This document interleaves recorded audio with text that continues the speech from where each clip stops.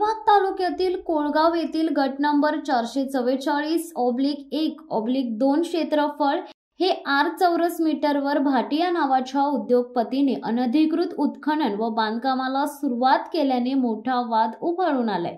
CRZ क्षेत्रात कोणत्याही प्रकारचे उत्खनन, मातीचा भराव किंवा बांधकामाला मज्जाव असूनही येथे राजरोसपणे नियम धाब्यावर बसवले जात आहेत। स्थानिक कार्यकर्ते प्रशांत थळे यांनी या प्रकरणी जिल्हाधिकारी रायगड यांच्याकडे निवेदन देऊन तातडीने कारवाई करण्याची मागणी केली आहे। त्यांच्या म्हणण्यानुसार प्रशासन जाणीवपूर्वक डोळे झाक करत असून महसूल विभागाकडे वारंवार तक्रारी करूनही त्याकडे कानाडोळा करण्यात आलाय। मुंबई उच्च न्यायालयाने आधीच सीआरझेड मधील बांधकामावर संपूर्ण बंदी घातली आहे।